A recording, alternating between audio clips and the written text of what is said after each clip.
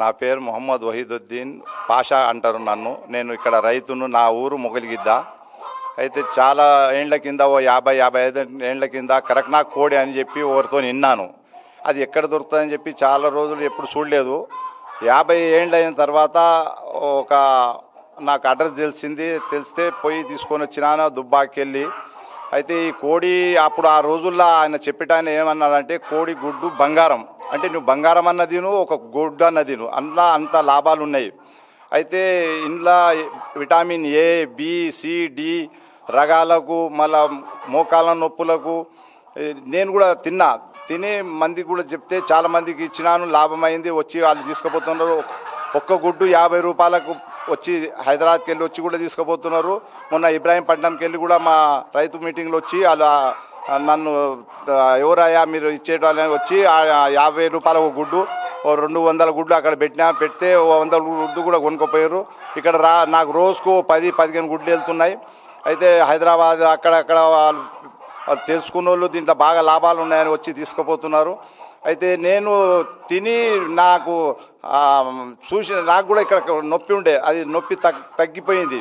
నేను గ్యారంటీగా వాళ్ళకి చెప్తున్నాను, చూడండి వాళ్ళ తిని మీరు తక్కువైతే పైసలు మీ లేకపోతే నేను పైసలు ఇచ్చేస్తా అంటే ఇంతవరకు కూడా ఎవరు రాలేదు.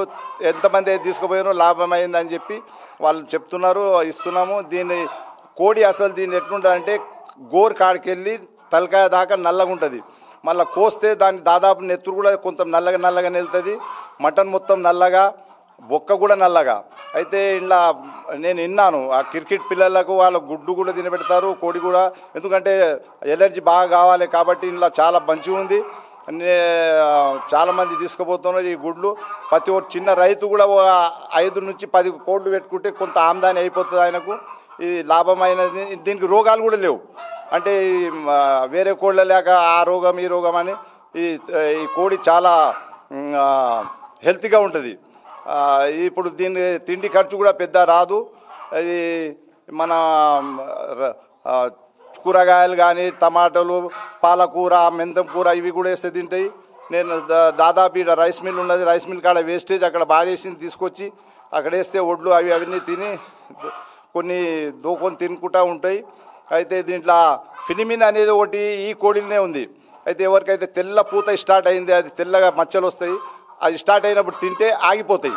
వచ్చిన వాళ్ళకు అది పెరిగిన దానికి ఏం చేయలేము, కానీ ఓ స్టార్ట్ అయితే దీన్ని 10 గుడ్లు తింటే మాత్రం అది మొత్తం ఆగిపోతుంది మళ్ళీ రాకుండా తెల్ల పూత. అయితే ఇప్పుడు దీన్ని స్టార్ట్ చేసినాము, ఇంకా బాగా చేయాలని ఉంది. మొన్న ఓవరు వస్తే ఓవరికి 50 ఓవరికి 40 ఇట్లా అమ్మినాను. 2 సంవత్సరాలు స్టార్ట్ చేసి సంవత్సరంన్నర అయింది. ఓ చిన్న ఇన్క్యుబేటర్ కూడా తెచ్చిన, అందులో 50 గుడ్లు పిల్లలు పెడితే 30-35 అట్లా వెళ్తాయి. ఇంకోటి కోడికి కూడా ఈ నాటుకోళ్ళు పెట్టుకున్నా దానికి కూడా వేసి పిల్లలు తీస్తున్నా. ఈ గుడ్లు ఇచ్చుకుంటే ఆగిపోతుంది, పొద్దుగదు పిల్లలు తీయదు. అయితే దీనికోసము నేను నాటుకోళ్ళు పెట్టుకున్నా, అది ఆ గుడ్లు ఆ కోళ్ళకి వేసి పిల్లలు తీస్తాను. వేరే మన లోకల్ కోడి తీస్తుంది. మన ఈ కోడి పిల్లలు తీయదు, ఓన్లీ గుడ్లు ఇస్తుంది. మళ్ళా నెలల 14-16 దాకా కూడా ఇస్తుంది. మళ్ళీ కొన్ని రోజులు ఆగి మళ్ళీ గుడ్లే స్టార్ట్ చేస్తుంది. అయితే ఈ కోడి మనము తెచ్చినాక చిన్న పిల్ల వాళ్ళ తీసుకుంటే మనకు దానికి 5-5.5 నెలలు పెంచాలి. దాని తర్వాత మెల్లంగా గుడ్లు ఇసుకం స్టార్ట్ అవుతుంది. ఇంకోటి కోడి ఒక కోడి 1200, పుంజు 1500 ఇట్లా పోతుంది. మొత్తం ఇది నల్లగా ఉంటే టేస్ట్ కూడా చాలా బాగుంటుంది. ఇంట్లో మనిషికి నష్టమయ్యే పని అసలే లేదు దీనిలో. కోడిలో చాలామంది అవన్నీ మొత్తం ఇంట్లో ఈ కోడిలో బలమైన వస్తువులే ఉన్నాయి.